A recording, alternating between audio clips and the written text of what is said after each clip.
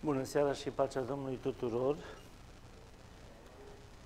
Dumnezeu să vă binecuvinteze și să fiți plini de bucurie, pentru că la mijlocul săptămânii Stăpânul nostru s-a îngrijit ca să avem un moment de pace și de iubire. Amin. Înainte de a mai cânta și de a ne umple inima de laudă la adresa lui Dumnezeu, aș vrea să venim înainte, în rugăciune, înaintea Domnului și ca de fiecare dată avem și bucurii și necazuri, să le numim așa. Mi-a scris cineva din străinătate să ne rugăm pentru o mamă și fiica ei care nu fac parte din biserica noastră adventistă. E vorba despre doamna Simona și fiica ei Eva. Copila este de 4 ani și au probleme grele în casă, despre care am fost rugat să nu vorbesc. Aș vrea să ne rugăm pentru această mamă Simona, pentru copila ei Eva, pentru tatăl copilei, să-l ajute Dumnezeu să fie un tată în adevărat sens al cuvântului. De asemenea, aș dori să ne rugăm pentru Grigore și pentru Podi, pentru povara din familia lor și necazul pe care l-au, ca Dumnezeu să-i ajute să ia deciziile care se pot lua în asemenea situații și care sunt cele mai bune pentru casa lor și pentru sănătatea lor. Amin. Nu uităm pe Maria, soția lui Radu, nu uităm pe Beatrice, nu uităm pe Nicoleta, nu uităm pe fratele moldovan Aron, nu uităm pe fratele Petrică Rusu și pe sora Mitache și alții care mai știm că sunt în suferință. Cum? Sora Margareta, corect, mulțumesc, da, sora Margareta. Deci aș vrea ca să avem în vedere pe cei care sunt în suferință. De asemenea, aș dori ca în rugăciunile noastre să îi mulțumim la Dumnezeu pentru serbarea care urmează să aibă loc, serbarea de botez. Avem mai mulți frați care își doresc să încheie un legământ cu Dumnezeu și să ne spunem la Dumnezeu că le mulțumim pentru ei, Domnul să-i binecuvinteze pe toți, fie bărbați, fie femei, și să facă ca această festivitate să fie spre slava lui Dumnezeu, spre mântuirea noastră. Amin. Și de asemenea să avem în vedere conducătorii urbei noastre, pentru care să ne rugăm întotdeauna și cu atât mai mult poate acum când binele nostru imediat depinde de ei. În contextul celor pe care le-am spus, aș dori ca câțiva dintre noi, după ce ne plecăm pe genunchi, să ne rugăm la Dumnezeu.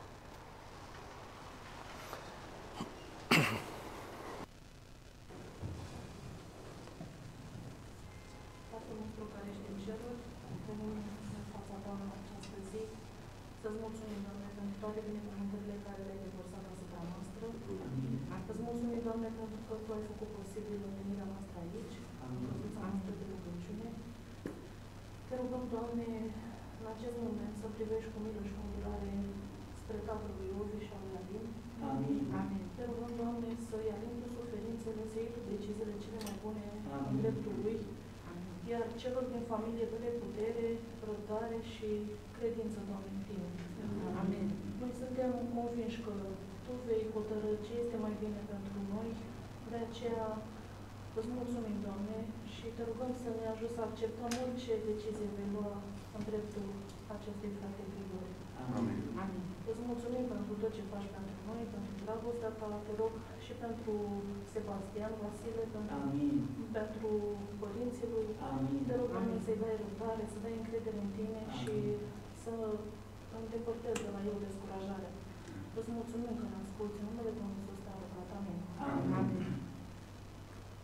Tatăl nostru care locuiești sus în cer, stăm plecați în fața ta ca să te mulțumim pentru că ne-ai purtat în grijă, ne-ai păzit, ne-ai cunoscut și putem să fim iarăși în acest lucrar sfânt în fața cuvântului tău.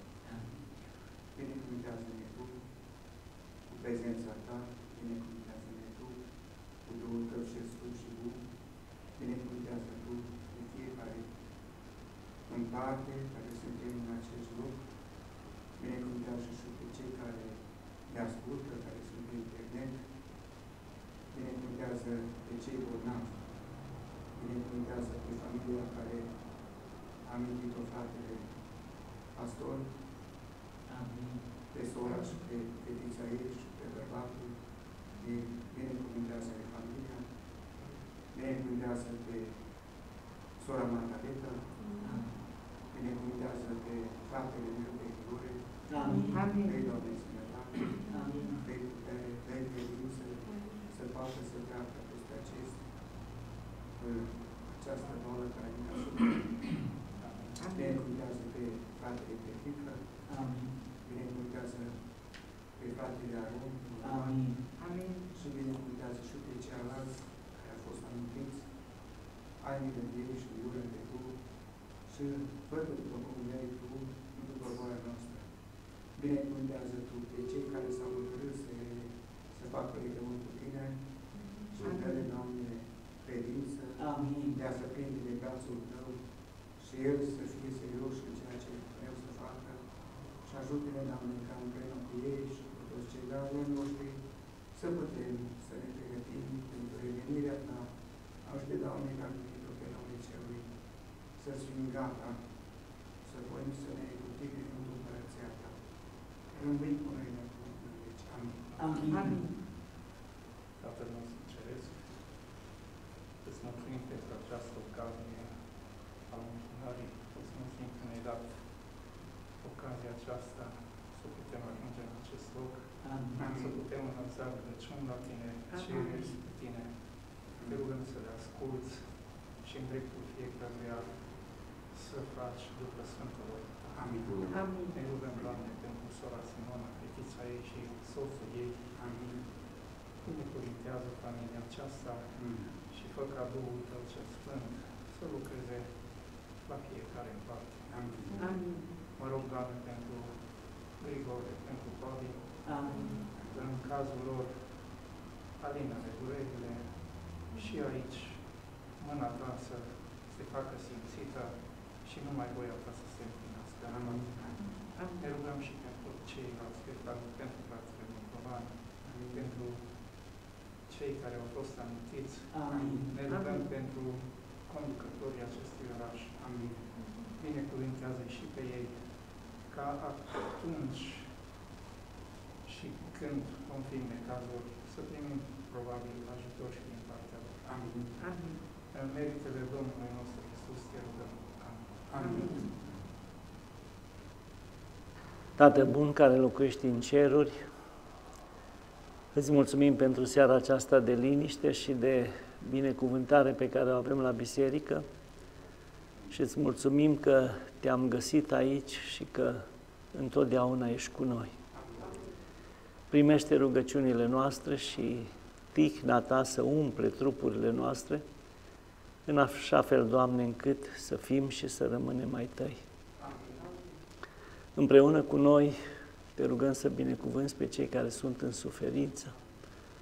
Te rugăm pentru Maria, te rugăm pentru Beatrice, te rugăm pentru Nicoleta, te rugăm pentru mama aceasta și fetița ei, Eva. Te rugăm pentru fratele nostru Grigore și pentru soția lui. Te rugăm, Doamne, pentru toți care într-un fel sau altul, strigă după ajutorul Tău. Doamne, îndură-Te de fiecare dintre noi. Te rugăm pentru sora Mitache și pentru soțul ei.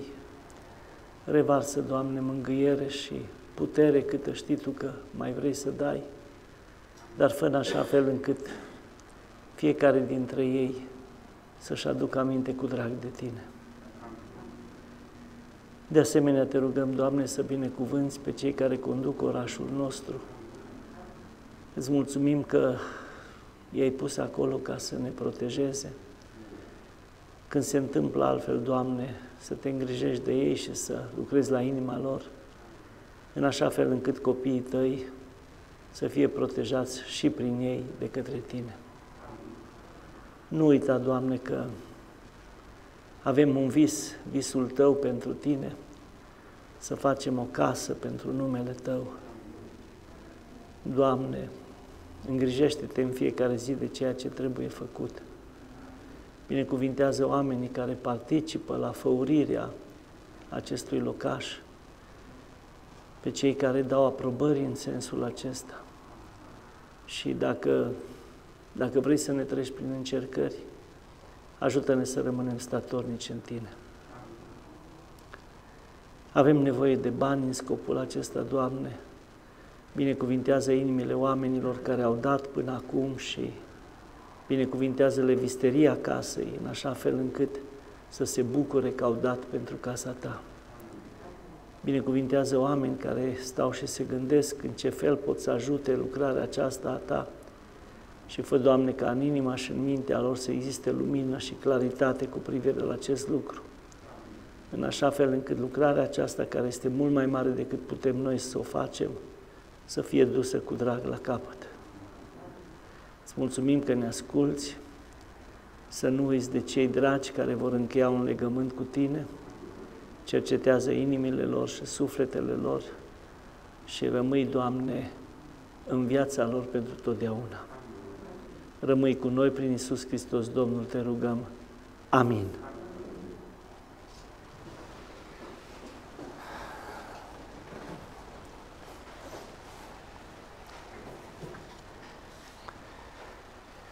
Cei mai mulți dintre leviții și cântăreții bisericii noastre sunt plecați în concedii, le urăm de bine pe acolo pe unde sunt și au obligația în seara asta, înainte de culcare, să laude pe Domnul câte o cântare acolo unde sunt. Amin. Cei de-ai casei, oare cine ne mai cântă în seara asta? Ovidiu, tu n-ai cântat de mult, așa? Hai și cântă-ne o cântare frumos.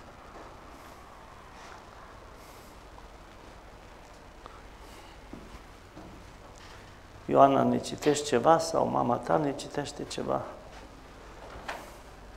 Minerva ne poate cânta și ea o cântare așa cum cântă ea singură, așa, un a capela.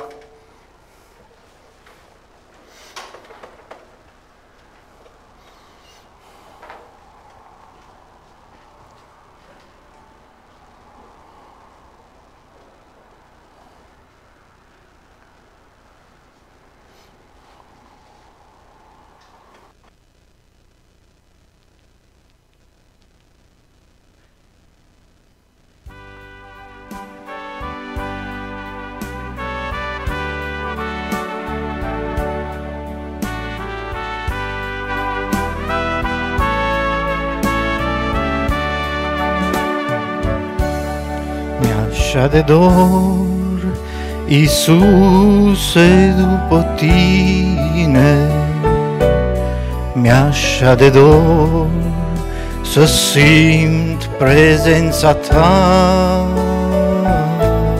mi-așa de dor ca Tu în rugăciune să vii să ștergi, Iisuse, lacrima. Mi-a atât de dor, Iisuse, după Tine, mi-a atât de dor să simt prezența Ta, să simt că ești în toate lângă mine, să simt mereu, mereu prezența ta. Mi-atât de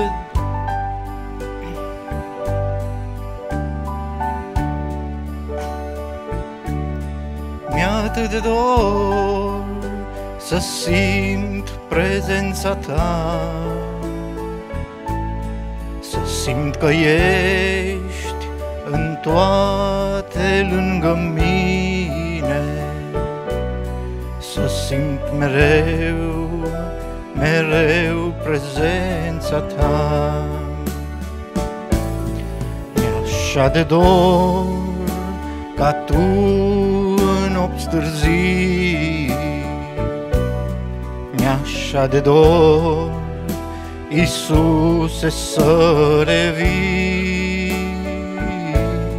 în rugăciune, să te pot simți și lacrimulte să-ți pot oferi. Mi-atât de dor, Iisuse, după tine, mi-atât de dor să simt prezența ta,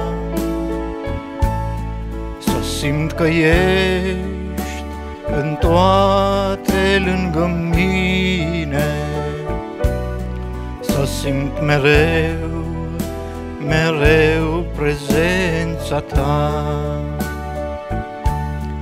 Mi-atât de dor, Iisuse, după tine, mi-atât de dor să simt prezența ta, să simt că ești în toate lângă mine, să simt mereu, mereu prezența ta.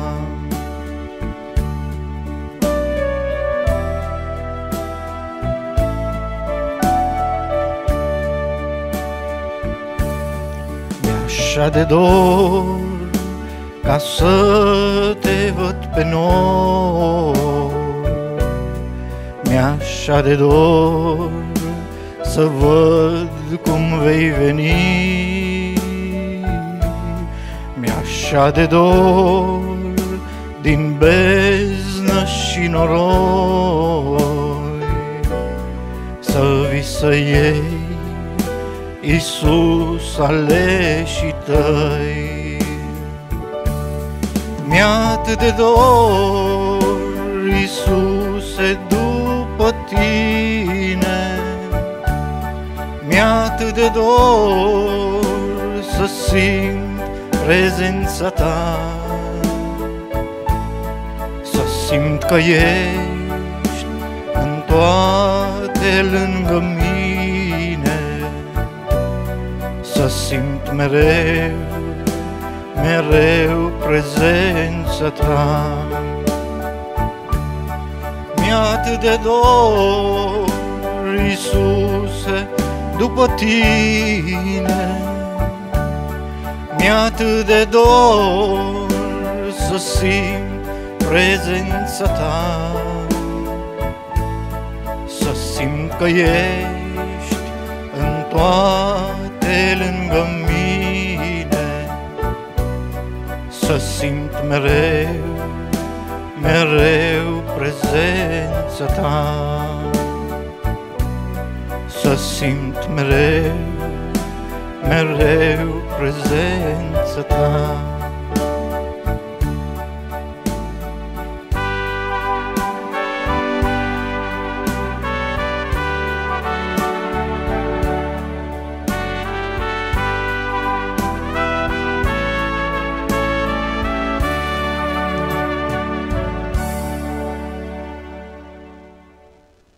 Amin. Amin. Amin, amin. Mulțumim, Ovidiu.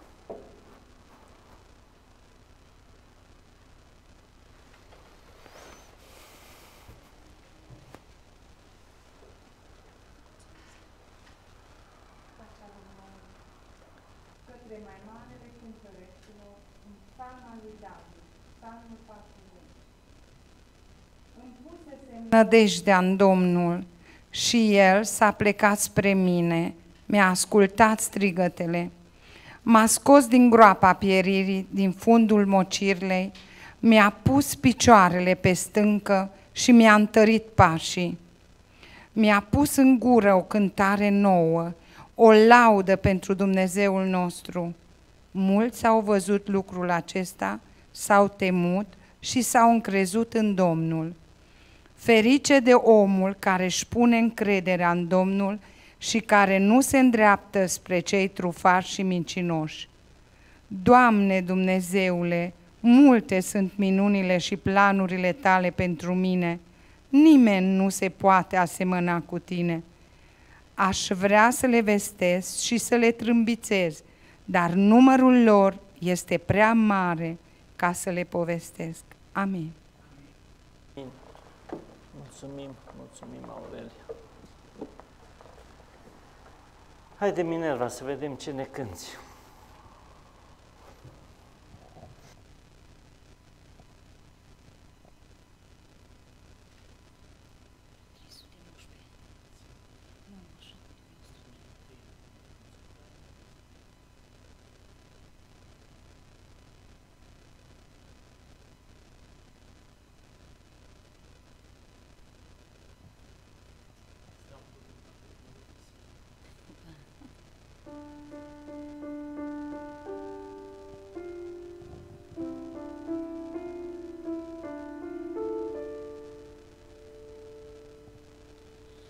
Laudă-L astăzi pe Domnul, suflet zdrobit de pati. Laudă-L printre suspine, laudă-L printre lacrimi. Drumul slavei trece și pe la cruce, credincioșii știu în genunchi să-L urce. Mare să-ți fie credința, roagă-te și fi tare. Nu ocoli suferința, ea îți va da răbdare. Drumul slavei trece și pe la cruce, credincioșii știu în genunchi să-L urce. Domnul să-ți întinde aproape mâinile Sale bune, scumpe softările toate spuse în rugăciune. Drumul slavei trece și pe la cruce, credincioșii știu în genunchi să-L urce. Nu e spre cer altă cale, mergi cu Iisus într-una, numai pe urmele Sale poți dobândi cununa. Drumul slavei trece și pe la cruce, credincioșii știu în genunchi să-L urce. Amin. Mulțumim, mulțumim frumos. Avem și două motive pe lângă altele de mare bucurie. Iulia din Madrid, nu știu dacă este cu noi, a mai cucerit un an de viață. Oare nu trebuie spuse reflectoarele? Nu? Nu. Da. Deci, Iulia din Madrid a mai cucerit un an de viață și dorim ca Domnul să o binecuvinteze pe ea și casa ei, să cultive fericire în prezența lui Dumnezeu și să fie binecuvântați. Amin. De asemenea, Cristi și cu Alina, azi în ce dată e? No, exact astăzi, 25 august, au cucerit al 25-lea an de căsătorie împreună. Amin, Domnul să fie lăudat. Nu știu dacă sunteți cu noi, Cristi și Alina, vă salutăm și vă îmbrățișăm în numele Domnului. Suntem fericiți că facem parte din viața voastră și căsuța noastră de rugăciuni este căsuța noastră, adică și a voastră. Fiți binecuvântați împreună cu cei dragi și vă dorim la mulți ani tuturor. M-am gândit să cântăm cântarea Ce fericire am pe Iisus pentru această bucurie a Doamnei din Madrid, care a mai cucerit un an de viață, și pentru această bucurie a lui Cristi și a Alinei. Ce fericire am pe Iisus este numărul 387. 387.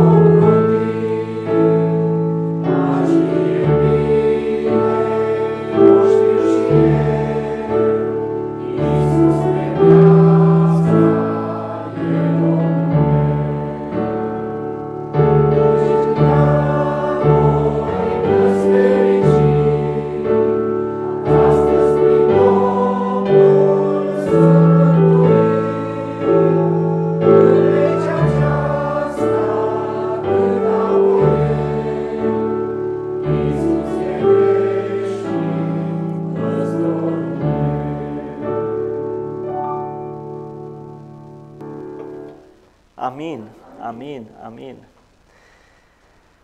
Încă o dată vă dorim mulți ani, multă binecuvântare și fericirea lui Dumnezeu să fie în casa voastră. Amin. Toți oamenii zic că sunt scump la aprecieri și la lăuda pe cineva. Nu știu dacă e așa, poate că e așa, dar vreau să vă spun așa un lucru de mare bucurie în inima mea. Nu vă dați seama, poate e prima dată în viață când văd că cineva a făcut o schimbare. când cântăm pentru ziua cuiva sau pentru o sărbătoare la cineva, la mulți ani sau o cântare pentru ei și vă ridicați în picioare, n-am cum să vă povestesc ce bucurie am în sufletul meu. Am învățat ceva. Că atunci când cântăm pentru onomastica cuiva sau ziua lui sau o sărbătoare a lui, întotdeauna lucrul ăsta se face cântând în picioare. Fiți binecuvântați. Și când o fi ca eu să fiu doar o amintire, să faceți tot la fel. Amin. Amin.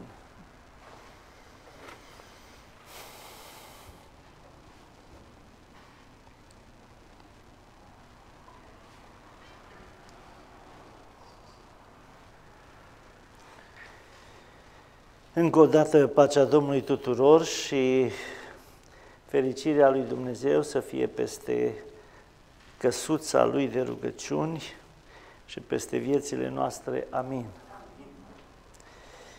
Dragii mei, frați și surori, dragi copii,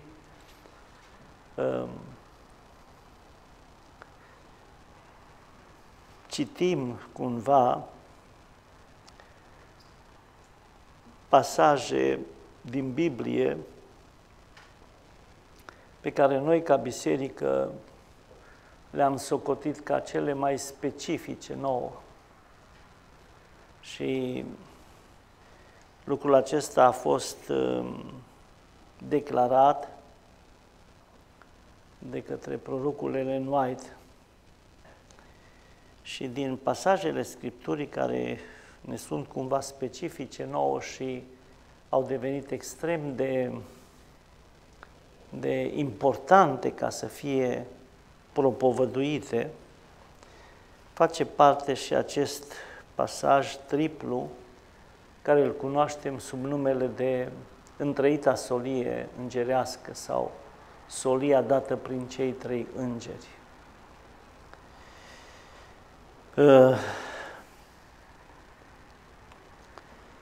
Așa cum n-am prevăzut, dar încet s-a întâmplat, citirea acestei întrăite solii a fost pentru mine în această perioadă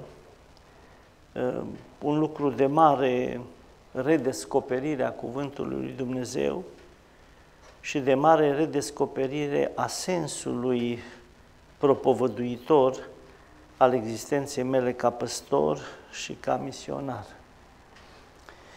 Nu știu în ce măsură lucrul acesta s-a întâmplat și în viețile voastre, dar e foarte important ca cineva să aibă exerciții de acest fel în viața lor de credință.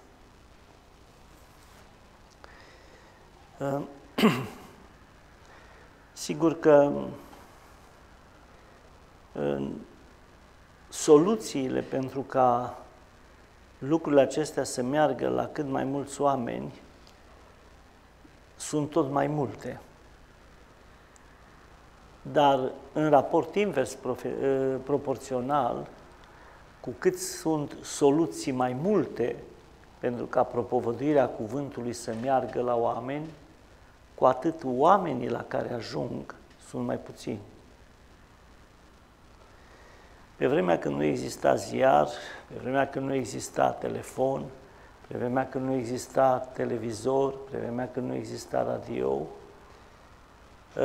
mijloacele de a propovădui Evanghelia erau extrem de puține. Era omul care se lua și se ducea să vorbească la oameni. Dar cu cât erau ele de puține mijloacele acestea, cu atât mai mulți oameni auzeau Evanghelia. Între timp, au venit mijloacele de transport ale vitezei, te poți duce imediat oriunde vrei în lume. Au apărut mijloacele de comunicare care sunt cu sutele, de la hârtia scrisă, la cea virtuală, la toate, deci e plin de mijloacele, așa. Deci cu cât societatea noastră a fost invadată de mijloace de a spune cât mai multe, în loc să spui la mai mulți oameni, mesajul ajunge la mai puțin ca în vremea când nu existau aceste mijloace. Dumnezeu va judeca, El este Cel care știe de ce se întâmplă lucrul acesta și datorită acestei realități aș vrea să vă rog pe voi și să mă rog pe mine ca să facem din mesajele pe care le citim în primul rând, să facem din ele scrisorile lui Dumnezeu trimise pentru noi personal. Pentru că noi suntem aici 30 de oameni sau probabil vreo 30 de oameni, 40 să zic, și când auzim mesajul acesta avem senzația că se aude pe tot pământul. Dar nu se aude pe tot pământul. După aceea, cu mare har din partea lui Dumnezeu, poate îl mai aud pe rând în câteva săptămâni, câteva mii de oameni, să zicem 3.000 sau 4.000 de useri, de locații. Să zicem că dacă le dublăm se fac 5.000 sau 6.000 de oameni care au auzit. Dar v-aș pune o întrebare, ce este 6.000 de oameni la 7 miliarde de oameni? Nimic. Nimic. Pe urmă, dacă suntem onești, din acești 6.000 sau 7.000 de oameni cât or fi, fără nicio exagerare, jumătate din ei sunt bucuroși că au auzit ceva și au mai putut să stea într-un context diferit de altele și lucrul ăsta le este suficient. Și dintr-o dată ai rămas la 2.500-3.000. Din ăștia care au mai rămas, nu știu dacă sunt jumătate sau mai mult, care își pun problema, dar lucrurile astea ar trebui luate în seamă, dar își pun doar problema. Dar vine munca, fugi din col, fugi din coace și a rămas amintirea că a fost ceva interesant și poate ar trebui să spui problema. Și dintr-o dată ai ajuns la 1000 și ceva de oameni. Și dacă îi mai ieși pe mine aceasta de oameni care iau lucrurile mai în serios, o să vezi că vor fi factori pe pământ și în comunitățile în care trăiesc, care într-o zi, două, scot din mintea lor ce ar fi vrut să rămână. Și mai rămân câțiva. Până la urmă mai rămânem noi de aici sau o parte dintre noi de aici. Lucrurile pe care le discutăm, poate că a devenit supărătoare această probabilitate pe care o impun la fiecare cuvântare a mea, dar am obligația să fac treaba asta. Deci lucrurile pe care le citim din Biblie și le discutăm sunt extrem de severe și de serioase dacă există Dumnezeu. Dacă noi ne însușim acest risc de a crede că există Dumnezeu. Dacă noi nu ne însușim acest risc de a crede că există Dumnezeu, lucrurile pe care le citim pot să facă parte din tot felul de, să zicem așa, intuiții religios-politic-sociale de care e plină lumea. Și fiecare om ascultă, se miră, se îngrozește, se uimește, în sfârșit, îmbătrânește și moare și cu asta s-a încheiat. Deci, dacă se poate, încercați să vedeți, indiferent de poziționarea portretică a celor despre care vorbesc, încercați ca realitatea aceea să o puneți în zona identității voastre. Să dau un exemplu.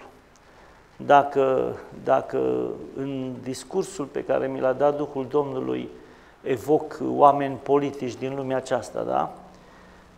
Omul acela politic are un corespondent în procente, că și tu ești un om politic. Nu de amploarea lui, ci de altă amploare. Și atunci mesajul care merge pentru omul acela politic, da, trebuie să ai în vedere ca să ți-l însușești ție, să nu-l lași că a fost trimis pentru el. Pentru că dacă îl lași că a fost trimis pentru el, atunci tu nu ai niciun fel de hrană. Dacă mesajul pe care îl citesc din Sfânta Scriptură are în vedere, să zicem, oameni religioși internaționali, și tu, în procente, prin corespondent, ești un om religios. Preia situația de acolo și adu-o la tine pentru ca să aibă mesajul, să te aibă mesajul destinatar și pe tine. Altfel ea rămâne pentru aceea și tu n-ai niciodată nimic. Acesta a fost stilul de ani de zile în care ne-am hrănit noi. Întotdeauna mesajele noastre n-au ajuns la noi pentru că nu noi eram destinatarii. În seara aceasta vom discuta o problemă foarte înspăimântător de adevărată și nu avem posibilitatea ca să facem să o audă toți oamenii de pe pământ. Nu avem. Și dacă ne-ar pune pe CNN predica din seara aceasta, ar fi, nu știu cât, 5 milioane care s-ar uita la începutul emisiunii, după 5 minute 4 milioane ar zice nu mă interesează și ar muta canalul și poate ar rămâne până la urmă câteva sute de mii care s-ar uita până la sfârșit și ar zice ceva interesant. Dar ce sunt 5 milioane de oameni în raport cu 7 miliarde? Aproape nimic. Da? Deci, hai să încercăm să vedem în cuvântul din seara aceasta realitatea macro-religioasă și în realitatea aceasta macro-religioasă să vedem micro-religiosul fiecăruia dintre noi. În Apocalips, capitolul 14, începând cu versetul 9, Scriptura zice următoarele cuvinte. Apoi a urmat un alt înger, al treilea, și a zis cu glas tare, dacă se închină cineva fiarei și icoanei ei și primește semnul ei pe frunte sau pe mână, va bea și el din vinul mâniei lui Dumnezeu, turnat neamestecat în paharul mâniei lui, și va fi chinuit în foc și în pucioasă înaintea sfinților îngeri și înaintea mielului. Și fumul chinului lor se suie în sus în vecii vecilor. Nici ziua, nici noaptea n-au odihnă cei ce se închină fiarei și icoanei ei și oricine primește semnul numelui ei. Aici este răbdarea sfinților care păzesc poruncile lui Dumnezeu și credința lui Isus. Amin. Solia a treia îngerească o discutăm sub imperiul titlului Onorații cei din foc sau pe cine onorează focul cel veșnic al lui Dumnezeu. Adică față de ce portrete de oameni focul acesta are simpatie. Pentru că Scriptura, vrem, nu vrem, credem așa sau nu credem, ea ne spune că în final Dumnezeu va înnoi pământul acesta prin foc, foc în care vor arde oamenii pe care nu-i mântuiește. S-ar putea să fiu eu, s-ar putea să fii tu, s-ar putea să fie alții. Este o problemă a lui Dumnezeu din perspectiva deciziei și este o problemă a mea și a ta din perspectiva alegerii. Deci, apelativul de bun, de drăgăstos, de milostiv, de îngăduitor, pe care le folosim la adresa lui Dumnezeu, sunt reale, dar acestea n-au niciun fel de legătură și niciun fel de piedică vis-a-vis de planul pe care îl are Dumnezeu, ca pur și simplu să îi ardă pe toți cei pe care nu-i mântuie. Și nu să-i ardă printr-un laser, ca într-o fracțiune de secundă să nu mai existe, ci spune Scriptura că îi chinuie și ziua și noaptea și n-au odihnă și lista poate continua. Vom ajunge și acolo. În seara aceasta, dragii mei, am citit, ne oprim asupra a două cuvinte să vedem, și anume că onorații focului au o legătură specială cu fiara și cu icoana fiarei. Și noi când citim solia aceasta, imediat știm cine este fiara, știm totul, tot programul, cunoaștem toate lucrurile, nu contest că nu e așa, fiecare dintre noi are voie să știe ce vrea. Însă în seara aceasta, dragii mei, aș vrea să avem o aplecare mult mai profundă asupra acestor două titluri, fiară și icoană, sau asupra acestor două identități. M-am uitat în dicționarul explicativ al limbii române să vedem, potrivit limbii literare române și nu potrivit limbii populare, deși nu cred că trebuie să fie diferență între acestea, ce înseamnă fiară? Și am rămas surprins când te uiți în orice dicționar, în general, dicționar de limbă, da? Orice cuvânt are mai multe înțelesuri și e pus un înțeles cu unul, primul înțeles care îl are, al doilea care poate să-l aibă, al treilea, mă rog, în sfârșit. La cuvântul fiară sunt puse doar două înțelesuri. Probabil că într-un dicționar mai dezvoltat poate să aibă mai multe înțelesuri. Dar aceste două înțelesuri, am rămas destul de impresionat, să zic așa, se referă mai întâi la un animal și apoi se referă la om. Și zice dicționarul explicativ al limbii române că fiara este un animal sălbatic, feroce, în primul rând. Un animal sălbatic, o bestie, zice dicționarul. Și în al doilea rând, spune că fiară înseamnă un om. Un om care este extrem de rău, un om care este extrem de crud și un om care este extrem de violent. Deci Biblia ne spune că mesajul îngerului al treilea spune că cei pe care îi simpatizează focul cel veșnic au o relație foarte intimă, să spun așa, cu o fiară sau cu un om care este de o răutate dusă la extrem.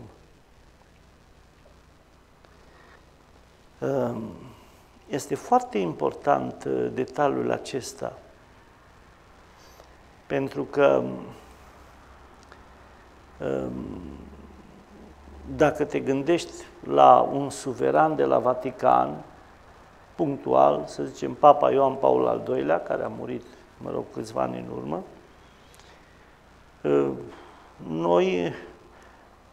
noi niciunul din noi nu l-am cunoscut pe omul ăsta. Noi tot ce am vorbit despre el, am vorbit din zvonuri false, despre care am vorbit că n-ai voie să răspândești zvonuri false. Am citit din Scriptură, nu? Noi niciunul nu l-am cunoscut personal pe el.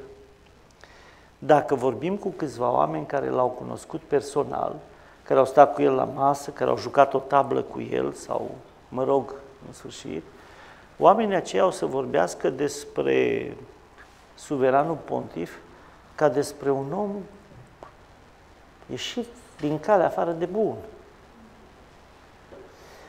Și atunci eu și cu tine sunt pus în fața acestei situații. Fiară este omul rău, crud și violent. Și atunci îmi pun întrebarea, Papa Ioan Paul a fost rău, crud, violent? Eu nu știu despre el asta, nu știu nici într-un fel, nici în altul. Eu am informațiile despre el numai din zvonuri false răspândite, ca și voi. Că nouă nu ne convine ce am declarat eu acum, este o altă problemă. Da? Lucrul acesta vine până la individ, cum v-am spus adineauri, vine până la mine și până la tine. Da? Pe troaca asta sau pe maidanul acesta adventist, toți adventiștii povestesc despre, ce știu eu, despre Sorin Petrov, despre Iacob Coman, despre Nicu Butoi, dar cei mai mulți care vorbesc despre acești oameni vorbesc din zvonuri false răspândite. Cei mai mulți n-au fost niciodată lângă Sorin Petrov ca să dea mâna cu el. Măcar atât, să dea mâna cu el. Sau n-au fost niciodată în preajma lui Nicu Butoi să povestească cu el, să facă o glumă, să... Nu, ei n-au nimic din treaba asta. Dar ei știu foarte bine cine sunt acești oameni, da? Iar această cunoaștere foarte bine despre cine sunt niște oameni cu care nu te-ai întâlnit și cu care n-ai stat la masă și cu care nu te-ai jucat, cunoașterea aceasta foarte bună despre oamenii aceștia, poate să derive numai din două locuri. Unu, ți-a descoperit Dumnezeu, ești un sfânt și știi ce face ăla, sau doi, ești o fiară.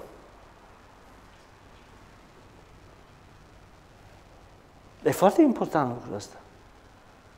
Înțelegi? E foarte important. Acum un an și ceva, sau 2 ani cât or fi, făcea presiuni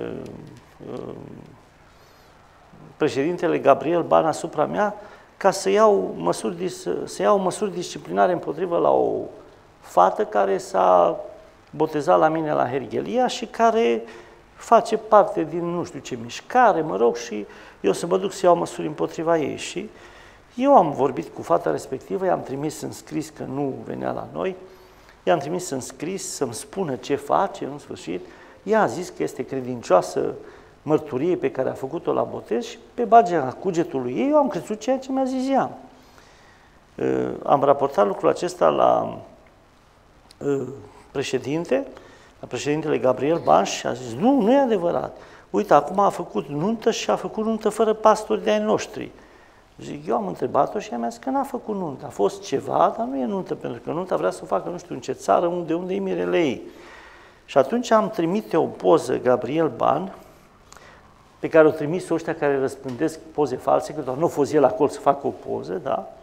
În care era într-adevăr această copilă pe genunchi cu bărbatul ei cu care se căsătorise la starea civilă și tatăl ei era în fața lor, probabil se ruga. Și că uite, tatăl ei care este nu știu de care, ține nunta și nu știu ce. Și eu am rămas șocat. Păi e tatăl ei. Cum adică să iau eu măsuri împotriva unei fete pe care o căsătorește tatăl ei? Și cu supunerea de care am dat întotdeauna dovadă, am zis, nu e nicio problemă, vă rog frumos să veniți la Herghelia, să faceți comitet, să luați măsurile care se impun. Eu nu pot să tai gâtul la cineva pentru care se roagă tatăl ei. Este anacronic, este nebiblic, este strigător la cer. Și a zis, nu, eu nu mă bag.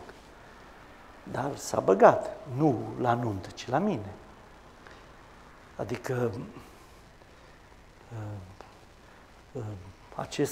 acest leat sau hoit de oameni, acestea sunt fiarele, care sunt de o răutate, care excelează, sunt de o violență incredibilă, toată făcută în tăcere și ascunsă. Adică legătura dintre mine și fiară nu este doar cea pe care o găsesc într-un arc profetic, ci este mai întâi cea de formare interioară a mea. Și te întreb, dragul meu frate, nu cumva ești un om, cum zice dicționarul explicativ al limbii române, nu cumva ești un om rău? Nu cumva ești un om crud? Nu cumva ești un credincios violent? Că dacă ești un credincios rău, crud și violent, ești fiară! Ești fiară! Și atunci tu nu mai trebuie să faci demersuri de semne pe frunte sau pe mână, pentru că tu ești constituțional aparținător acestui sistem. Iar cine te învață că nu e așa, nu-l interesează nicio culoare despre tine. El are alte lucruri în plan despre care vom vorbi imediat. Și zice aici cuvântul așa, dacă se închină cineva fiarei și icoanei ei, păi n-are cum să fie o închinare mai mare, adică dacă te pui în fața ei și îți faci cruce, te-ai închinat în fața fiarei respective. Sau dacă, ce știu eu, te proșterni înaintea ei sau îi primești semnul ei pe frunte sau pe mână, este categoric. Dar dacă ai devenit ființal, congenital cu fiara, nu mai ai nevoie nici de niciun semn și de nicio închinare, pentru că ești Tu ești ca o bucățică de magnet spart dintr-un magnet mare. Ești aceeași substanță cu el. Ori cei mai mulți pocăiți în comportamentul nostru cu semenii și cu noi înșine, suntem pe de-a întregul niște fiare. Noi nu avem nevoie de niciun semn, nici pe frunte, nici pe mână, pentru că suntem congenitali, rupți din el.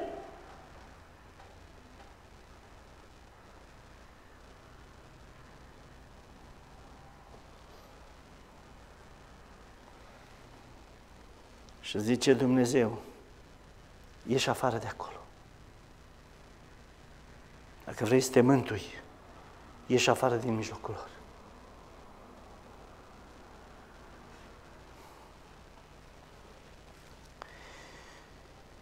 Dacă se închină cineva fiarei, cine-i fiara? Pe noi asta ne interesează. Hai să vedem ce legi de funcționare are fiara, comportamentale. Pentru ca să nu fie necesar să improvizăm și să naștem halucinații religioase, ci să simțim imediat cine-i fiară. În primul rând, m-am uitat și eu în Scriptură, m-am uitat în realitate, pentru că Dumnezeu folosește termenul de fiară, nu ca să pună un nume aiurea, ci pune numele acesta de fiară pentru că comportamental, identitatea aceasta umană sau instituțională sau individuală, da? Identitatea aceasta se comportă ca o fiară. Și am redus din foarte multe lucruri care ar fi trebuit să le spun, am redus totul la 3 legi de comportamentale ale unei fiare, care se bazează pe anumite versete din Scriptură sau pe contextul Scripturii. Și legea numărul 1, dragii mei, este fiecare fiară se comportă după legile foamei. Adică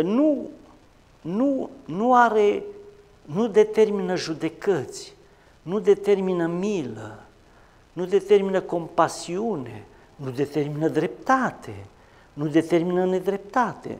Nimic din legile duhovnicești sau morale nu fac obiectul selectării a unei fiare. Ea selectează după cât îi este de foame.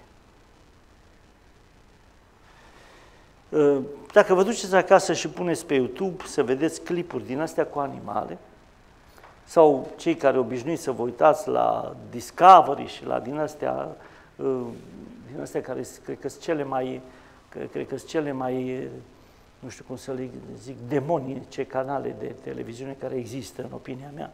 Eu cred că dacă m-aș uita pe canalele acestea cu viața animalelor și așa mai departe, Național Geographic, că sunt mai multe, eu cred că aș păți ceva. De câteva ori întâmplător, eram în hotel și m-am uitat așa 5 minute și am și închis. Eu nu mă pot uita, scuzați-mă, nu trebuie să fie nimeni ca mine. Și vezi acolo cum stă un leu sau un tigru sau o hienă în ierburile alea uscate, stă și la un moment dat trece un ied în care botul așa umed de cât e de fraged după nașterea lui și smulge câte un fir de iarbă ca să trăiască.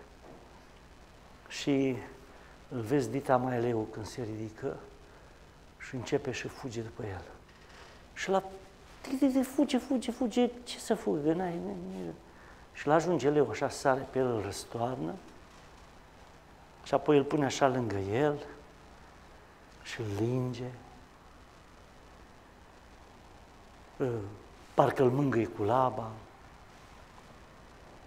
îl apasă așa cu laba și cum îi picioarele alea foarte firave, pică așa, parcă ai îndoi niște sârme jos, așa, îi pune laba așa pe cap și ăla e viu, nu se poate mișca de nicio culoare. Și acum urmează ceva îngrozitor. Începe de aici, de la capătul șirii spinării, să-l mănânce. Și rupe așa din el. Și ăsta care filmează pune și la ochii iedului. Și îl vezi așa cum câte unul urlă, behăie sau face ceva. El e viu. Și leu așa începe și rupe din el de la capătul și respinări, așa, rupe din el așa și imediat cum rupe prima bucătură, începe să iasă sângele din el și așa îl suge, așa tot așa.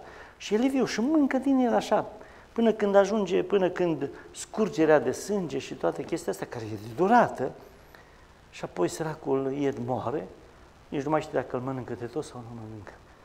Și leul nu face niciun demers de, băi, ăsta e numai un ied, mă. Nu face niciun demers, băi, mi-e milă. Nu face niciun demers, mă, ăsta e neputincios, săracul de el. N-are nici... Singura lege care guvernează această fiară este foamea. Este un episod macabru. Vă mai dau încă unul. Astea pe care vi le spun, le-am văzut cu ochii mei, nu le-am învățat teoretic. Tot așa un leu atacă un bivol imens, un bivol mare. Și îi rupe de aici, de la gât, îi rupe ceva, nu i-a rupt de tot jugulara, că ar fi murit.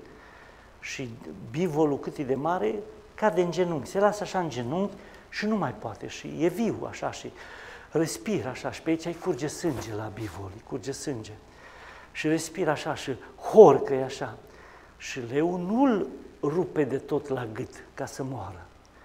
Îl lasă așa, pe bivolul ăsta căzut jos, așa, și se duce în spatele lui.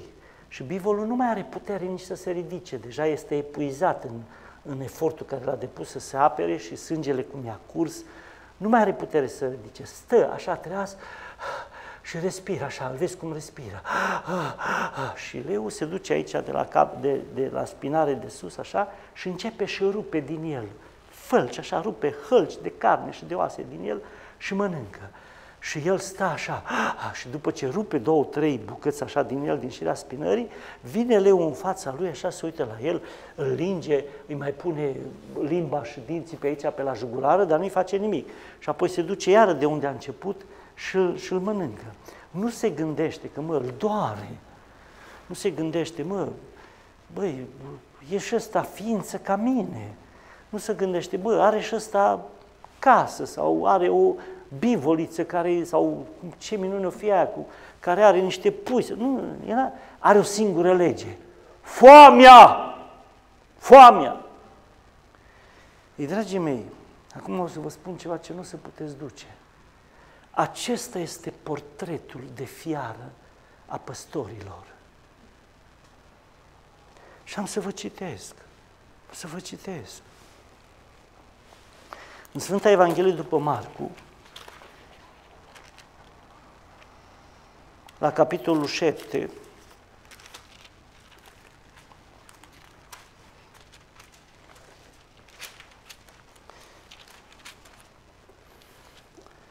citesc cu versetul 10 începând. Căci Moise a zis, să cinstești pe tatăl tău și pe mama ta și cine va grăi de rău pe tatăl său sau pe mama sa să fie pedepsit cu moartea. Voi dimpotrivă ziceți, dacă un om va spune tatălui său sau mamei sale, ori cu ce te-aș putea ajuta, nu pot, că este dat Domnului. E corban, adică dat lui Dumnezeu. Și nu-l lăsați să facă nimic pentru tatăl sau pentru mama sa. Și așa ați desfințat cuvântul lui Dumnezeu prin datina voastră și faceți multe alte lucruri de felul acesta. Și noi luăm totdeauna când mergem în lucrare misionară și citim și ați desfințat cuvântul Domnului prin datina voastră. Ați văzut? Ați lăsat Scriptura și țineți tradiția voastră. Ați văzut? Dar nu despre aia e vorba. E vorba de altceva. Frate pastor, da, noi suntem mai puțini aici, cade văcălașul din biserică pe noi. Afară cade tencuiala, suntem de râsul satului, suntem o bătrâni. Dați-ne niște bani să reparăm biserica asta. Nu se poate din zecime, că ăștia-s banii Domnului.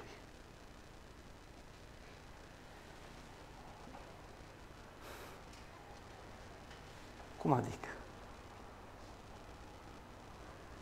Cum adică? Și declarația este tâmpit de adevărată. Numai că nu există toată. Zecimea sunt banii preotului. A Domnului, al preotului, a Domnului. Și zecimea aceasta vine la mine sâmbătă, care este 19.000 de lei. Dau un exemplu. Nu vine la mine, ca să nu înțelegeți ceva greșit. Niciun ban din zecime și din darurile de aici nu vin la mine. Sunt în cont la trezorier. Nici măcar un leu. Nici cei care sunt scriși pe numele meu, nici aceia care sunt strânși aici nu vin la mine. Dar nici nu știu de ce trebuie să zic tâmpenia asta. Și banii vin 19.000 de lei la mine. E corect? E corect. Și acum ziceți, fraților, frate Coman, pică-vă călașul pe noi. Ajută-ne cumva, că noi nu mai avem ce am avut, am dat la tine, ăia sunt banii care putem da. Și o zic, nu, Corban, ăștia sunt banii Domnului. Păi banii Domnului mi-ți dați mie, ca eu, ca slujitor al Domnului, să fac cu el ce decid eu. Și eu decid să dau bisericii mele banii ăștia să-și facă casa. Nu să meargă în birourile la toți puturoșii și împuțiții care nu fac nimic. Nu fac nimic, absolut nimic! Asta este fiara, care legea ei de existență este una clară și mare. Foamea. Și te mănâncă de viu. Și se uită în ochii tăi să vadă că gemi. Am văzut că nu mai dai zecime. Dar cine ești tu ca să vezi și să nu vezi? Și dacă ești, te interesează că eu cad de pe picioare sau nu te interesează? Asta e fiara, dragii mei. Și acum luați exemplul acesta generalizat și duceți-l la voi. Și o să vedeți că fiecare dintre noi e o fiară. Pentru că singura lege după care funcționăm este foamea.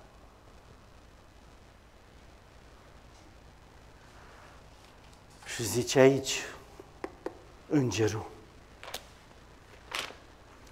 striga cu glas tare, dacă se închină cineva fiarei. Și imediat vine un papistaș din ăsta, un adventaș din ăsta, fiară, popă, Roma, cu tare, n-am nimic, o fiară. Dar tu ești congenital, născut, prin transfuzie și prin tot, ești parte din el în tot ce faci.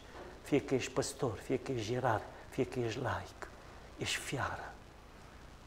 De o răutate inegalabilă, de o violență fără margini și de o răzbunare incredibilă.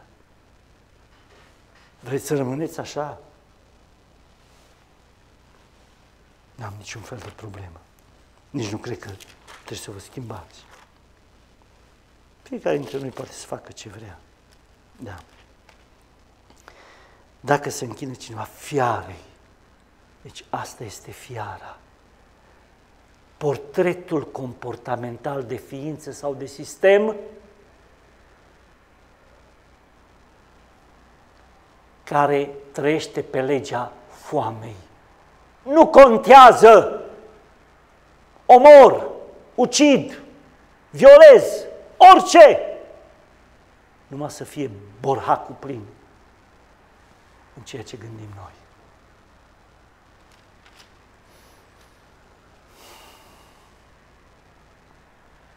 Legea a doua. Legea a doua, zice, după ce m-am uitat în Sfânta Scriptură, legea a doua după care guvernează fiara este legea morții. Mă întorc, să zicem, prin anii 1300, 1400, secolul XIV, secolul XV, unii oameni au vrut să citească Scriptura. Citind Scriptura, au văzut că nu tot ce scrie e cum zic eu. Nu m-a interesat pe mine în vremea aceea, ca preot, sau ca diacon, sau ca slujbaș în Marea Biserică Creștină Occidentală. Nu m-a interesat pe mine ce ai citit. Poți citești ce vrei. Nu m-a interesat pe mine pentru că ai crezut. Poți să crezi ce vrei. Pe mine mă interesează un singur lucru. De ce n-ai concluziile mele? Și dacă n-ai concluziile mele, există o singură lege. Tu trebuie să mori. Tu trebuie să mori. Și i-au omorât. S-au dus cu cai, cu soldații, cu armele pe ei și i-au omorât. Cu sutele, cu miile, cu zecile de mii. Nu contează că se decimează biserica. Nu contează. Ăștia trebuie omorâți. Nu contează că se înjumătățește biserica. Ăștia trebuie omorâți. Și i-au omorât, repet, cu sutele, cu miile, cu zecile de mii, cu sutele de mii. I-au omorât pe toți. Fiară. Fiară. Zice că este omul care este cuprins de o răutate dusă la extrem, care este crud, care este violent. Asta este fiara. Fiara.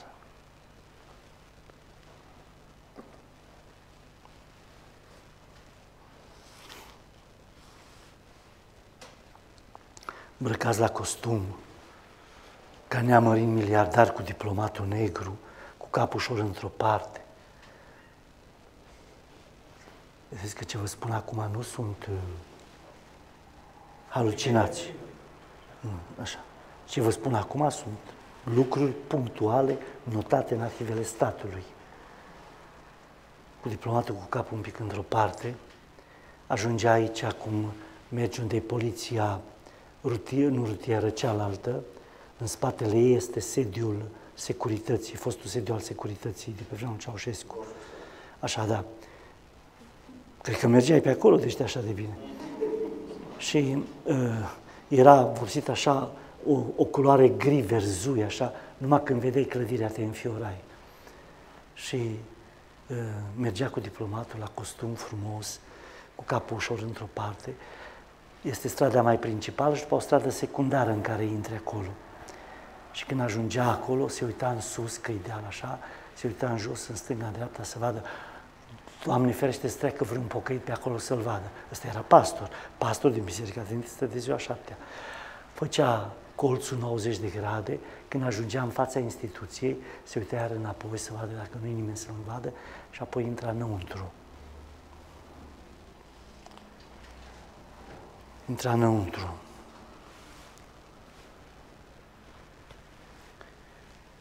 Și avea el niște oameni care trebuiau să nu trăiască.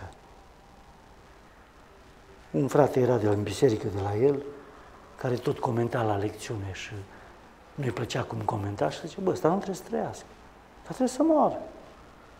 Mai erau doi frați de la reformiști în localitatea aia, care tot o dădeau cu nemâncatul de carne și cu nepunerea mâinii pe armă, și nu trebuie să trăiască, mă, și nu trebuie să trăiască. Și se ducea, intra acolo, în momentul în care intra acolo, din păun devenea jgodie. Știi că când îl vedea aici era așa păun, așa și pe drum, niște păun de afară. Când intra acolo, dintr-o dată se făcea jgodie. Dar o jgodie din ade și la securiști le era greață de ei. Iar declarația pe care o fac nu este una poetică. La securiști le era greață de pastorii adventiști și nu numai, când mergeau acolo. Și se făcea jgodie. Și începea și zicea, uite, ăla așa, ăla așa, ăla așa. Și la asta îi se făcea greață și dădea o foaie și zicea, scrie, că dacă nu scrie, n-are niciun rost. Și ăsta scria.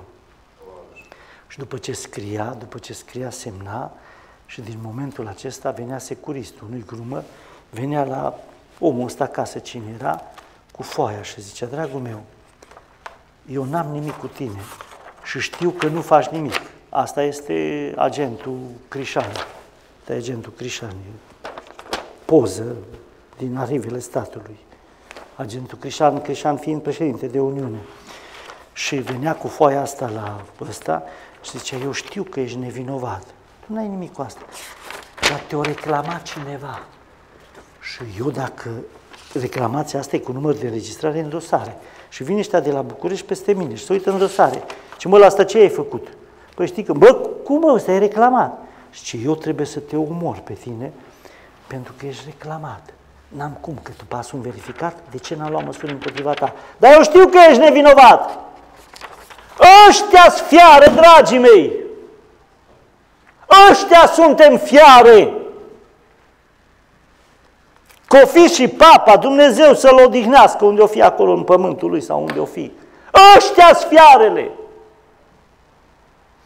Care trăiesc după legea foamei. Îți ia totul! După ce te-a lămurit că trebuie să dai o zecime. După aceea te-a lămurit că trebuie să o dai din brunul din net. După ce te-a lămurit să o dai din brunul din net, de aproape nu ți-a mai rămas nimic. A venit să-ți flederească capul, să te bage în tainele mântuirii ca să dai a doua zecime. După ce ți-o lua și a doua zecime, ți-o lua daruri. După ce ți-o lua și darurile, ți-o lua darurile școlii de sabat. După ce ți-o lua și darurile școlii de sabat, ți-o lua diferite colecte pentru aia, pentru aia, pentru aia. Și când storci și scuturi plasa pentru casa de rugăciune unde să mânce omul, să se închine și să fie bucuros că este ceva la casă, nu rămâne nimic.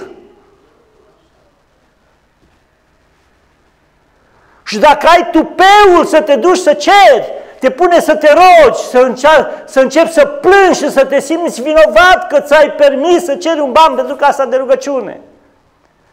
Și apoi veneau peste noi ca hienele și ne săreau la jugulară. Mergeți în biserică și spuneți că numai încă un an ne mai lasă diviziunea să dăm a 10-a parte din colecta școlii de sabat pentru construcții. De la anul nu ne mai lasă.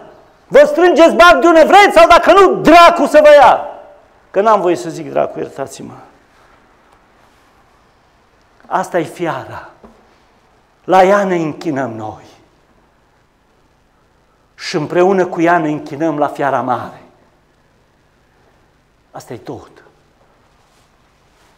Vă place? Rămâneți așa.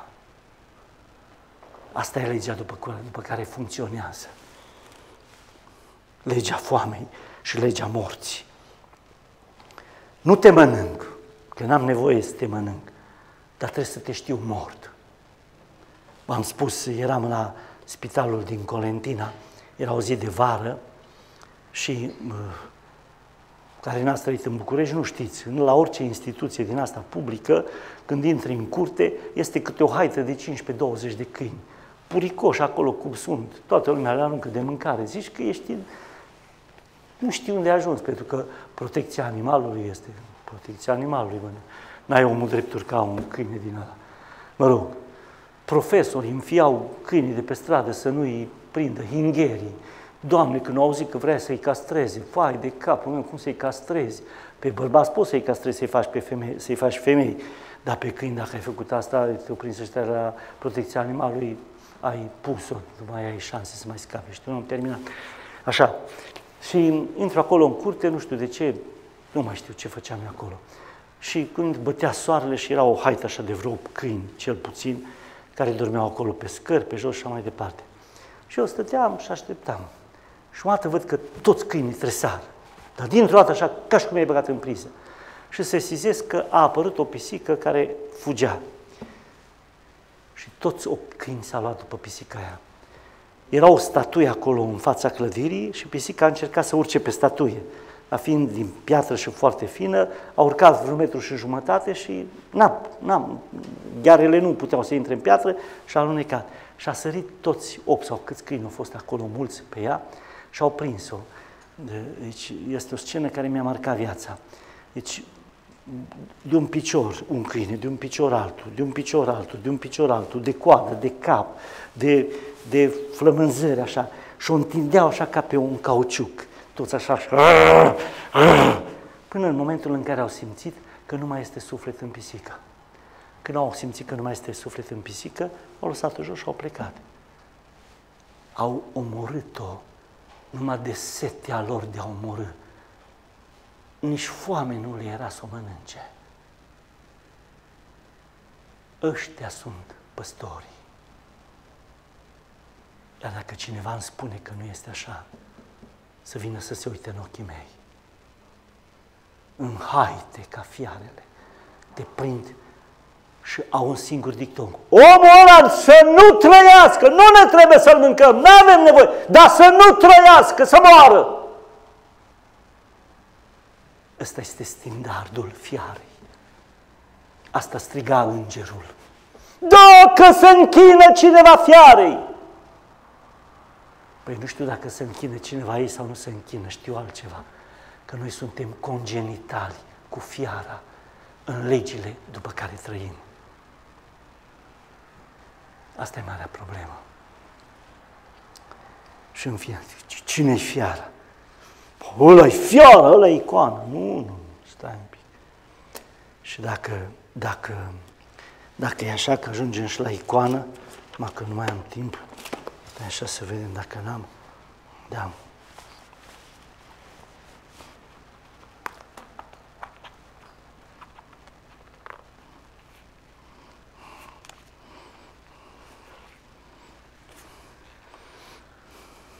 Am aici o poză. Asta este o icoană. Ca să știți că noi așa în mintea noastră, când auzim cuvântul icoană, datorită termenului grecesc, care n-a fost tălmăcit în limba română, ci a fost preluat așa, noi avem niște halucinații din alea, așa, convulsii de psihiatrie, trebuie să fim internați. Icoană, icoană, icoană, icoană. Icoana este o poză, o reproducere a unei realități.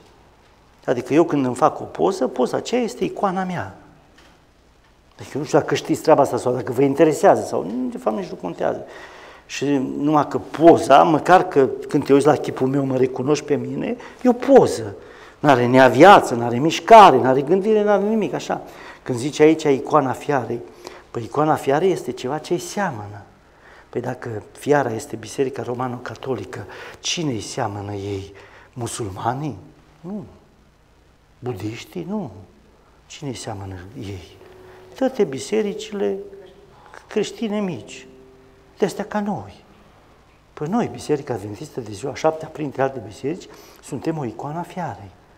Dar de ce suntem o icoană a fiarei? Că nu pot să compar câteva milioane de jerpeliți ce suntem noi cu 2 miliarde de oameni.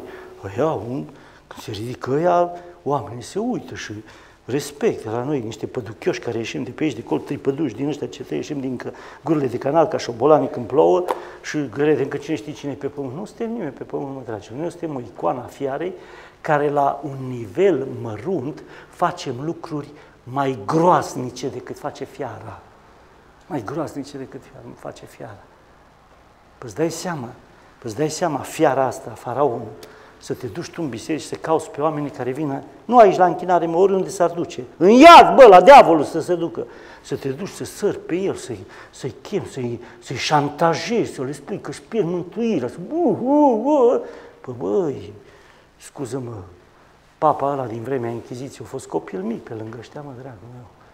Pe copii, pe tineri, să-i spun sări cu genunchi pe coastele lor și le rup coastele. Bă, ce merge, ce cu tare. Bă, dar dacă se duc la bufet, dacă se bat la bar, dacă se... Nu-i nimic, bă, de ai noștri. Dar dacă se duc să se închine, ferească-te Dumnezeu. Pentru că după legea morții, e a treia lege după care funcționează fiara, și anume, am citit aici în definiție, legea urii, adică urăște desăvârșit. Dom'le, nu contează. Omul ăsta trebuie urât. Păi și cum faci? Păi nu poți să faci, că dacă zici cumva și așa oamenii se prind. Și atunci cum faci?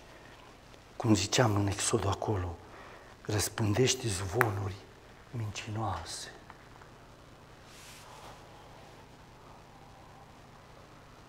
Tatăl la un prieten de-al meu, adventist, pe care îl cunosc din copilărie, pe tatăl său. Și merg mereu la el să văd ce mai face, e un om bătrân și așa mai departe. Și ăsta mergând la biserică, eu destul de bătrân, merge la biserică, cât mai aude el, cât mai cunoaște, că în fiecare pauză, peste tot ce se discute despre Iacob Coman, parcă ce-aș fi eu, mă rog, și aude el de acolo, prinde că Iacob Coman s-a rătăcit, s-a lepădat de credință, i-a dus dracului, nu-i mai adventist, s-a terminat cu el și așa mai departe. Și ăsta mă cunoaște personal. Și merge băiatul să pe la el, să rămână, tata, ce faci, nu știu ce. Unde ai fost, mă, la biserică sâmbătă? Am fost la Iacov. Bă, tu n-ai auzit, bă, Iacov? Bă, stai gata, e eretic, bă, s-o lepădat de Hristos, e cu tare. Ăsta se uita la el să-i cadă ochii din gură. Ce vorbești, bă, tataș, bă, că ne-au spus nouă, bă, la biserică. Deci eu sunt mândru că am picat de la credință, mă rog. Nu trebuie să vină nimeni după mine, n-am chemat pe nimeni după mine. Puteți din seara asta să nu mai veniți niciodată aici, puteți să mergeți unde vreți, iubiții mei frați, n-am nimic. Dar dacă vrei să știi cine e fiara, analizează-l pe om după aceste 3 legi. Pentru că fiara trăiește pe baza legii urii desăvârșite. Urăște desăvârșit. Urăște desăvârșit. Urăște desăvârșit. Trăiește pe baza aceasta a legii foamei. Nu raționează, n-are milă, n-are înțelegere, nu-l interesează, nu pune întrebări, nu caută răspunsuri. Doar un singur lucru, să-și umple burta, să-și umple ramazanul. Trăiește pe baza legii morții. Dom'le, nu mă interesează cine era, poate să facă bine, poate să facă rău, mi s-a pus pata, ăla trebuie să moară. Nu mă interesează nimic și ăla va muri și te omoară. Te omoară cu sânge rece. Asta este fiara. Am auzit, nu știu dacă e drept, și din cauza asta nu dau nume, dar după ce voi afla că e chiar drept, o să-i dau și numele. De fapt, s-ar putea ca voi să știți mai bine ca mine, că eu aflu numai tot după ce se gată ploaia. Înțelegi?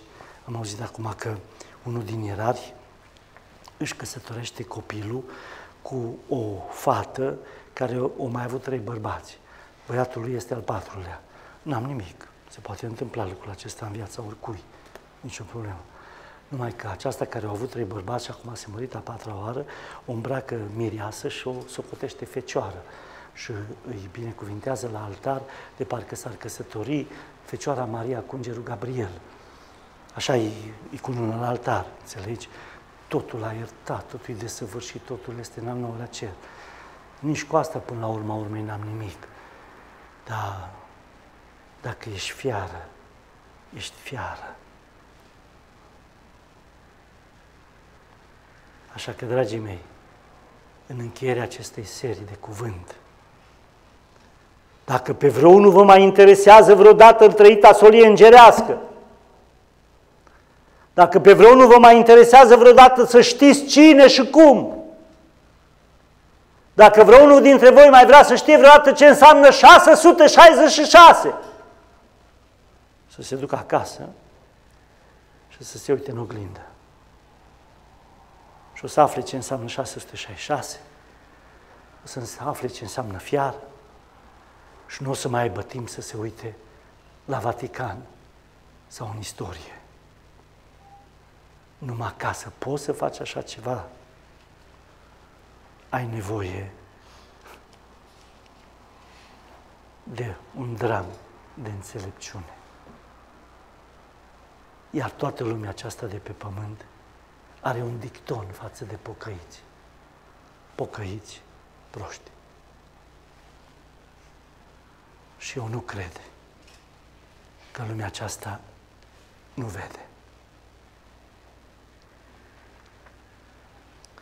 Ca să poți să te duci acasă, să te uiți în oglindă și să vezi că tu ești congenital cu fiara, trebuie să ai un minim de inteligență, de onestitate și un minim de credință în Dumnezeu. Aici începe pocăința, de care, să mă ierte Dumnezeu, până acum n-am văzut pe niciun pocăit, cel puțin din biserica mea adventistă, n-am văzut pe niciun pocăit să dea dovadă de această pocăință. Dar am o veste bună în Hristos. Poți fi tu primul pocăit care să faci asta. Amin. Pot fi eu primul pocăit, primul păstor care să fac asta. Numai că atunci când voi face eu asta, sau atunci când vei face tu asta, fiara va fierbe. Va veni peste tine în casă, peste nevastă. Nu de la Roma, de aici, de pe Predeal. Va veni și se va băga în casă peste tine, peste nevastă ta, în patul tău se va băga, în pormoneul tău se va băga, cu sânge rece. Va mânca toată grăsimea pe care o ai și te va lăsa scuipat pe marginea drumului ca pe o broască, ci o sărit ochii din cap când a trecut o mașină cu viteză exact peste burta ei. Asta este mentalitatea. Asta este măreția sfeșnicului a șaptelea. Asta este bogăția, unicitatea și identitatea Bisericii Rămășiței, o schimbat în crez. Dacă vă uitați în certificatele de botez care sunt acum făcute, nu mai știu al câtelea articol, nu cred că Biserica Adventistă de ziua șaptea este a șaptea biserică sau așa, nu. Cred că Biserica Adventistă de ziua șaptea este Biserica Rămășiței. Ea au rămas din toate scuturăturile și așa și este. Ea au rămas esența fiarei. Iar dacă nu crezi asta, uită-te în oglindă și dacă nu te convingi, mai uită-te la 2-3 lângă tine și fii sigur că vei fi convins. Adică nu pot să cred că într-un mod atât de diabolic și atât de sistematizat și atât de anti-Dumnezeu ne propovăduim Evanghelia pe care am inventat-o noi, propovăduim Dumnezeul pe care l-am creat noi și propovăduim împărăția pe care noi am zidit-o și în care zicem că va fi veșnică. Ei, această credință nu este, n-a fost și nu va fi niciodată acreditată de Dumnezeu și veșnică nu va fi nici măcar atât. Iubiții mei frați, aceștia sunt oamenii onorați de focul cel veșnic. Mai este har. Dacă vrei, fă ceva. Mai este har. Dacă vrei, fă ceva.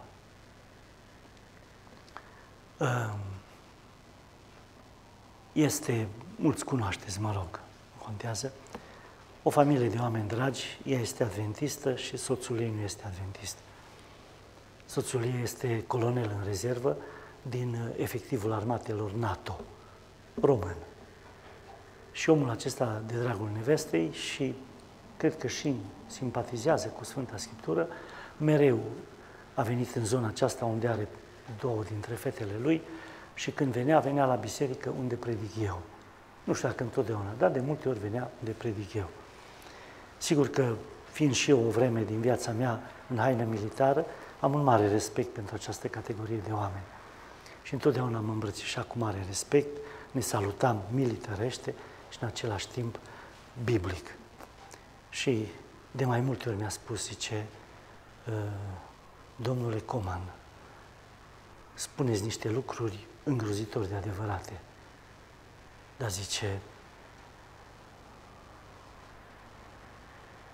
lăsați-o mai încet, că o să vă ucidă, o să vă dea afară. Un om din lume. Ofițer din armatele NATO. Și mă uitam la el, îl îmbrățișam și ce a zis el a fost drept. Pentru că fiara e fiară. Răutate maximă, violență maximă, ucidere maximă. Pe baza legii mi-e foame, pe baza legii urii și pe baza legii morții. Aceasta este fiară. Și comportamentul acesta de fiară, să nu uitați că trăiți, începe cu rugăciune și se termină cu rugăciune. Și încă mai și plânge. Îi dă lacrimile. Îi dă lacrimile, ascultă ce spun, îi dă lacrimile. Și tu când vezi, te topești de dor și de pocăință și de slugărnicie și de pupat în fund, te topești. Că în sfârșit a coborât Arhanghelul Mihail în fața ta și e milă de tine. și apoi îți pune laba pe cap și te mănâncă de aici, de la șirea spinării, ca să nu mori. Și te tot mănâncă până ajunge către gât, când îți dai oful și apoi se uită în ochii tăi morți și zice, nea, scumpete, te-ai dus. Dacă cineva crede că este altfel, să verifice pe pielea lui. Dumnezeu să vă ajute și Dumnezeu să-mi ajute să ne despărțim de fiară. Amin. Amin.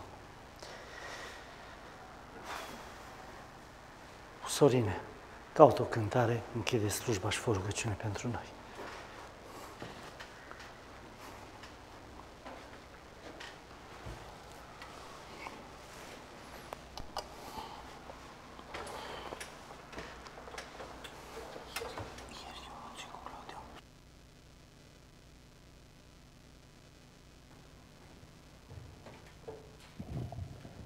Vă invit să închidem serviciul divin din această seară cu imnul 616.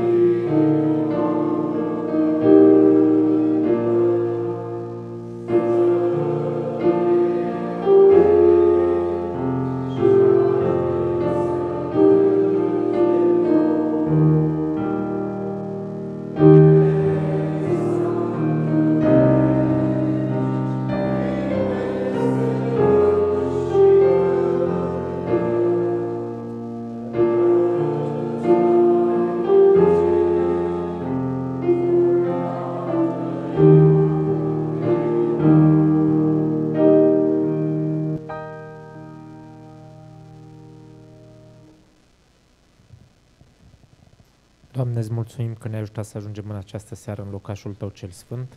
Îți mulțumim pentru binecuvântările care le verși asupra noastră, pentru bucuria de a putea fi în căsuța Ta de rugăciune. Îți mulțumim pentru cuvântul Tău, îți mulțumim că ne porți în grija Ta. Te rog să fii cu noi și în zilele care au rămas până în sabatul Tău cel Sfânt și dacă este după voia Ta, să putem să ne întâlnim tot aici. Te rog, Doamne, să nu uiți că avem nevoie de bani, de aprobări, pentru a-ți construi o biserică pentru slava Ta și pentru mântuirea noastră. Nu uităm să ne rugăm pentru cei în nevoi, pentru cei bolnavi, fii Tu acolo cu toți unde sunt și unde au nevoie de Tine. Îți mulțumesc că mi-asculți rugăciunea, Te-am rugat în numele Domnului Iisus. Amin.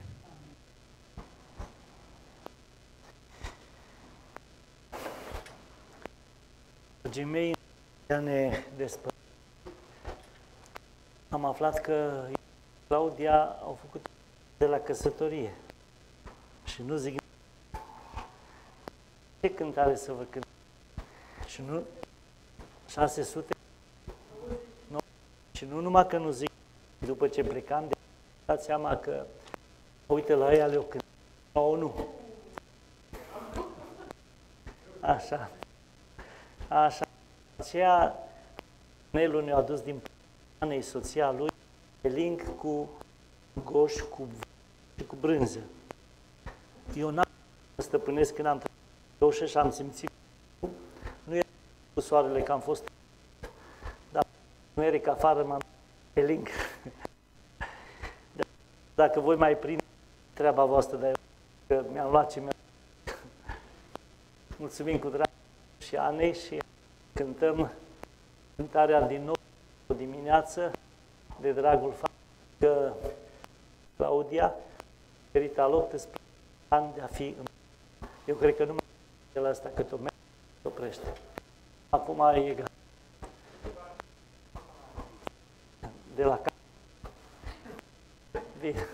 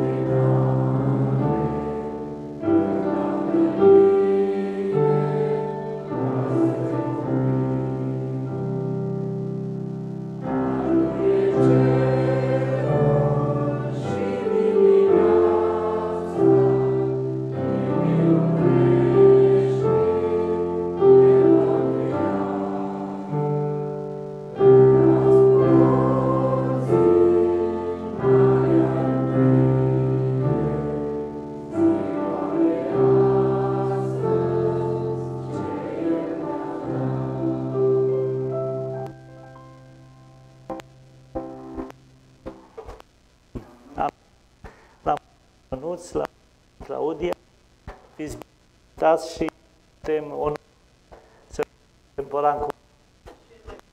Amin. Aș mai zice, să aude și nu bate și nu. Am vorbit